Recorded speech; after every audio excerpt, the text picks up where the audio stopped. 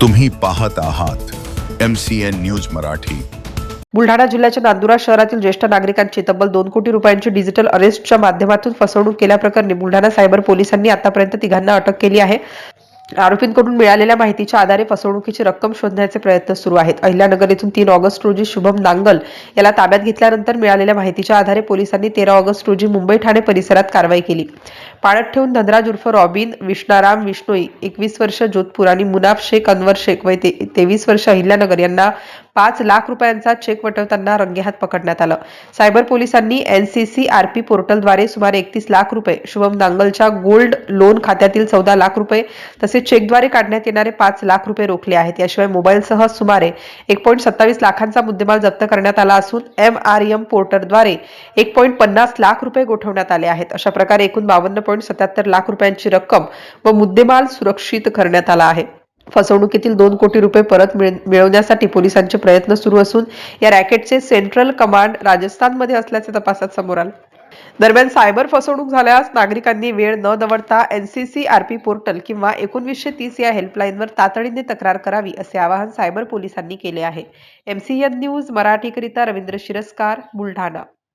Cyber police station Buldhana जिल्हा येथे अपराध नंबर 49/2026 यामध्ये नांदोरा गावातील एका फिर्यादीस डिजिटल अरेस्ट करून 5 दिवस डिजिटल अरेस्ट केलं होतं। त्याच्यामध्ये जवळजवळ 2 कोटी 10 लाख रुपयाचे वेगवेगळ्या 5 अकाउंटवरती पैसे फिर्यादीला डिजिटल अरेस्ट करून टाकण्यात आले होते। त्यामध्ये आतापर्यंत आपल्याला 6 आरोपी अटक केलेत आणि गेल्या आठवड्याभरात 3 आरोपी आपण अटक केलेले आहेत। त्याच्यामध्ये मुंबईमध्ये आत्ता जे अटक केलेले आरोपी आहेत रॉबिन आणि मुनाफ हे चेक विड्रॉल करताना मुंबई येथे बँकेमध्ये पकडून आले। त्यांच्याकडून मोबाईल जप्त केलेले आहेत आणि याच्या आधी जवळजवळ 31 लाख रुपये आणि यापूर्वीच्या एका आरोपीकडून 14 लाखाचे सोने असे सगळे मिळून 52,77,000 रुपयाचा मुद्देमाल आतापर्यंत आपण फ्रीज करण्यात आलेला आहे।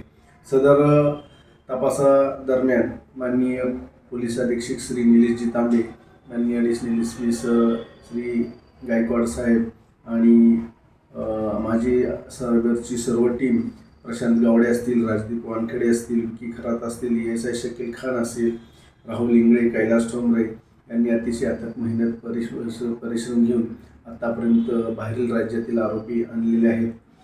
त्यांना कोर्टात हजर करून 5 दिवस PCR घेतलेला आहे। पुढील तपास चालू आहे।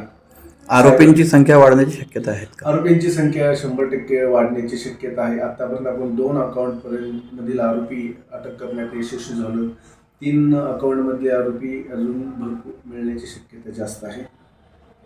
आणि माझी सर्व लोकांना विनंती राहील, या लोकांकडे रिटायर झालेले लोक, बँकेतून रिटायर झालेले लोक, वयस्कर असलेले डॉक्टर आणि असे बरेचसे लोकांचा डाटा असतो आणि ते अशा लोकांना डिजिटल अरेस्ट करून तुम्ही आतंकवादी संघटनेत किंवा अजून अँटी नॅशनल काहीतरी कारवाई केलेली आहे अशी भीती घालून तुमच्याकडचा पैसा ट्रान्सफर करायला होता। तर माझी अशी विनंती आहे की आपण अशा भीतीला बळी न पडता लागलीच सायबर क्राईम ऑफिसला भेट द्यावी, जेणेकरून असे क्राईम होणार नाहीत।